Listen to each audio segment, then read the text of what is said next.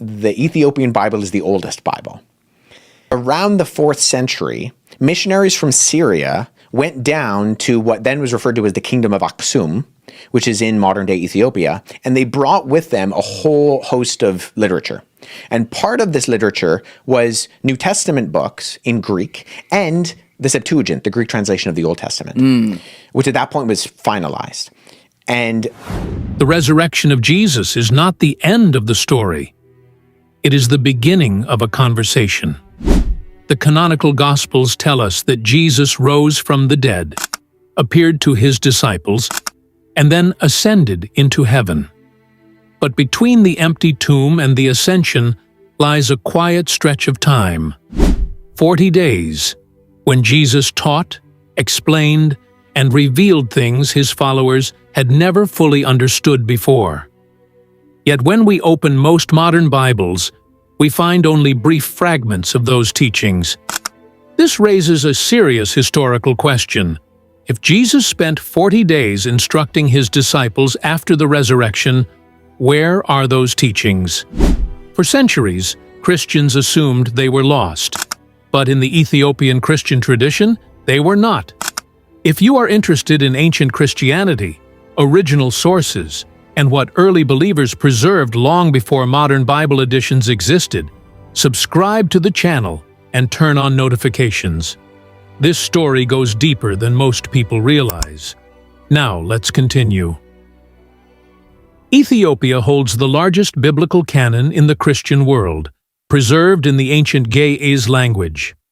This canon includes texts known and used by early Christians, but later excluded from Western canons. Among these are post-resurrection teaching texts, works explicitly framed as conversations between the risen Jesus and his disciples. Two of the most important are the Epistle of the Apostles, Epistula Apostolorum, and the Book of the Covenant, Mashafe Kidan. Both are preserved in Ethiopian manuscripts and are studied today by scholars as genuine early Christian writings, dating to the 2nd to 4th centuries AD. The Epistle of the Apostles is one of the clearest texts claiming to record what Jesus taught after his resurrection. It opens by stating that Jesus appeared to the apostles and spoke with them openly. We touched him with our hands and believed that it was he who rose from the dead. This directly parallels Luke chapter 24, verse 39, but expands it, emphasizing that the resurrection was physical, not spiritual or symbolic. Later, Jesus speaks directly about why he allowed suffering and death. I endured these things willingly, so that I might redeem you and bring you into life. This is not medieval fiction. Scholars such as H. Duensing and François Bovon confirm the text reflects early Christian debates against Docetism, the belief that Jesus only appeared human. One of the most striking resurrection teachings in the Ethiopian version is Jesus' warning about future deception. He tells the apostles, "Many will come in my name and lead many astray. They will change my words and turn the truth into error." This passage is historically important because it mirrors concerns found in 2nd century Christianity, when multiple competing interpretations of Jesus' message were circulating. The Ethiopian Church preserved this warning as spoken after the resurrection, giving it even greater authority. In the Epistle of the Apostles, preserved in Ge'ez manuscripts within the Ethiopian tradition, the risen Jesus speaks directly about what he did after his death and before his resurrection. In the Ethiopic Ascension, Jesus tells the apostles that his death was not inactivity, but mission. He explains that he descended to those who had died before him in order to proclaim life. The text records Jesus saying, "I went to those who were bound, that I might free them, and to those who sat in darkness, that I might give them light." This teaching directly aligns with the early Christian belief referenced in 1 Peter chapter 3 verse 19 and Ephesians chapter 4 verse 8 to 10. But the Ethiopian text preserves it as a post-resurrection explanation spoken by Jesus himself. Scholars such as H. Duensing and J.K. Elliott note that this passage reflects a very early layer of Christian theology concerning the harrowing of hell. In Ethiopian Christianity, this teaching became central to the belief that Christ's resurrection affected not only the living, but also the righteous dead who awaited redemption. The meaning of the Ascension is expanded in Ethiopian tradition, especially in the Book of the Covenant, Mashafe Kidan, a text preserved and used in Ethiopian church teaching. In this work, Jesus speaks to his disciples after the resurrection and explains that his departure is not abandonment. He tells them that his authority will remain with them, even when his physical presence is removed from their sight. The Ethiopic text records Jesus saying, "Though I ascend to the Father, I am not separated from you. I am with you until the completion of the age."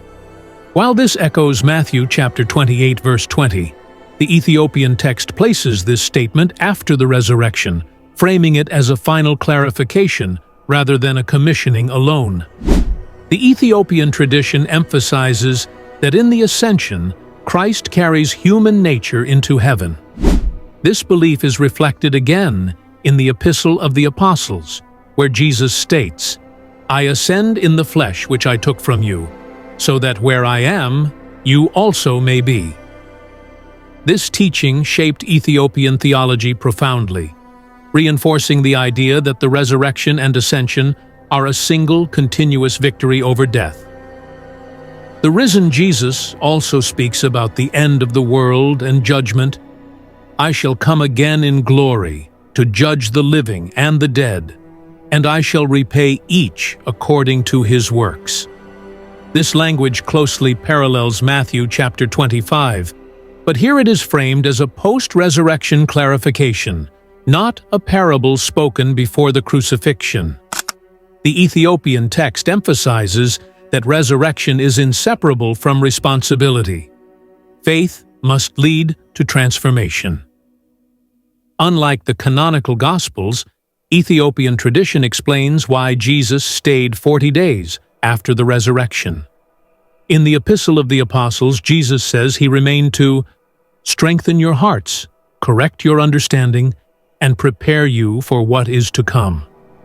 This framing changes how we understand the resurrection period, not as a brief epilogue, but as a final school. These writings were not rejected because they were unknown. They were excluded largely due to canon standardization in the Roman and Byzantine worlds, where emphasis was placed on texts directly linked to first-generation apostolic authorship. Ethiopia's canon developed independently. What other regions filtered out, Ethiopia preserved. Modern scholars agree these texts reflect authentic early Christian theology, even if they are not canonical in the Western sense. The Ethiopian Bible does not invent new doctrines. It preserves early voices. It shows that early Christians believed Jesus explained his resurrection, warned his followers, and clarified their mission after rising from the dead. These teachings were never meant to replace the Gospels. They were meant to complete the silence. The Ethiopian Bible does not claim secret knowledge. It claims memory. For 2,000 years, Ethiopian Christians copied these texts, read them aloud, and shaped their faith around them. The words of the risen Jesus were never erased. They were just preserved somewhere most of the world forgot to look. And now, they are being heard again.